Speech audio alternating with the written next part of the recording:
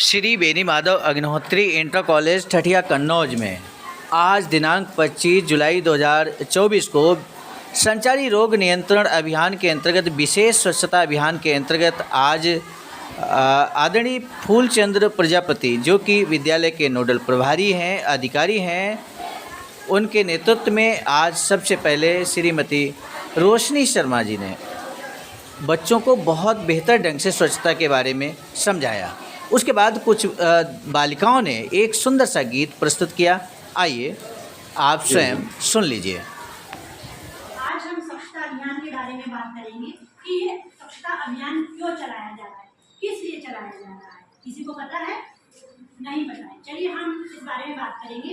स्वच्छता अभियान ये आज हमारे शहर में नहीं, हमारे राज्य में नहीं, बल्कि पूरे हिंदुस्तान में इस अभियान को चलाया जा रहा है ताकि जो गंदगी है हमारे शहर में, हमारे घरों में, वो ना हो, लोग जागरूक हो। इसके प्रति जागरूक हो।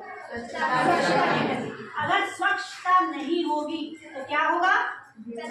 हम बीमार पड़ेंगे, बहुत सारे रोग होंगे। जैसे कि बहुत से बच्चों को अभी भी चल रहा है कि मैम पेट में दर्द हो रहा है। जी क्यों? कहीं ना कहीं वो गंदगी को झेल के आ रहे हैं, गंदगी से आ रहे हैं, वो साफ सफाई का ध्यान नहीं कर रहे हैं। अगर हम साफ सफाई का ध्यान नहीं करेंगे तो कौन कौन से रोग होंगे? टाइफाइड हुआ, मलेरिया हुआ, हैजा हुआ, पेचिस हुई, मियादी बुखार हुआ, अतिसार हुआ। बहुत सारे ऐसे रोग हैं जो वायु के माध्यम से, कौन सी वायु? जो अशुद्ध होती है, जो अच्छी नहीं होती है, जो हमारे पर्यावरण को दूषित करती है, वो हमको प्रभावित करती है। अशुद्ध जल के माध्यम से, जल जैसे कि पानी है, मैंने वहाँ पे हैंड वॉश किया, मैंने वहाँ पे अपनी बकरी को नहलाया, मैंने वहाँ पे अपनी गाय को नहलाया, तो गंदगी तो हुई। और वही पानी हम घर में यूज कर रहे हैं, उससे हम खाना बना रहे हैं, वही काम पे जा रहे हैं। अब मैं आई हूँ और मैं आपको प्रैक्टिकली बताती हूँ। जैसे कि ये बहुत गंदा, आपको बताइए कि ये डेस्क बहुत गंदा है, ठीक है।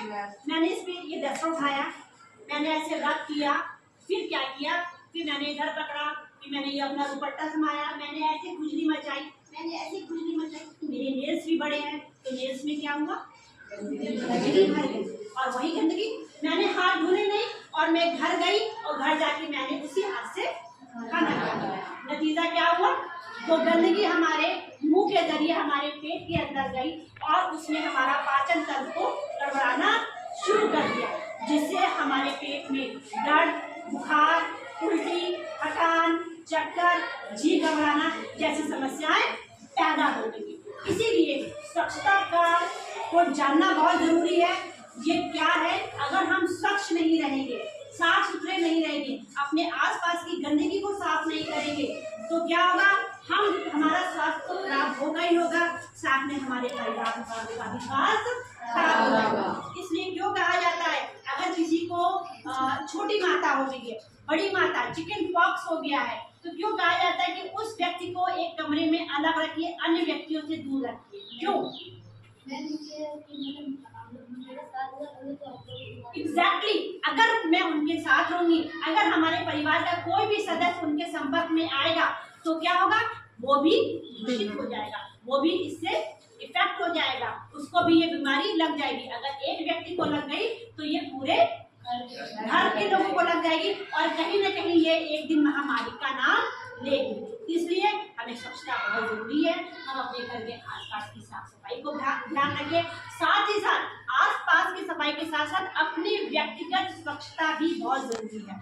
व्यक्तिगत स्वच्छता मीन्स हमें रोजाना, जैसे कि हमारी जो दिनचर्या होती है, हमारा जो डेली रूटीन होता है, सुबह उठते हैं, वॉशरूम जाते हैं, फ्रेश होते हैं, उसके बाद नहाते धोते हैं, अच्छे कपड़े पहनते हैं, प्रॉपरली ब्रेकफास्ट लेते हैं, लंच लेते हैं, डिनर लेते हैं। तो इन सब चीज़ों में हमारे साफ सफाई का बहुत अहम रोल होता है। अगर हम साफ सफाई नहीं रखेंगे तो गंदगी फैलाने का सबसे बड़ा कारण हम लोग होता है। क्योंकि मान लीजिए अगर मेरे को टाइफाइड हुआ या मेरे को चिकन पॉक्स हुआ और मैं आई और मैंने इस टेबल को छू लिया, अब एक बच्चा आया और उसने भी ऐसे टेबल को छू लिया या डस्टर छू लिया, तो हमारे हाथ में जो कीटाणु होते हैं वो कहीं ना कहीं इस डस्टर में चिपक जाते हैं।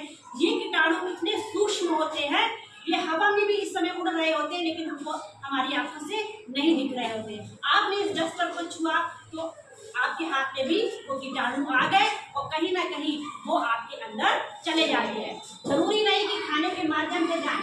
आपने अपनी नोज में फिंगर डाली, कीटाणु अंदर चला गया।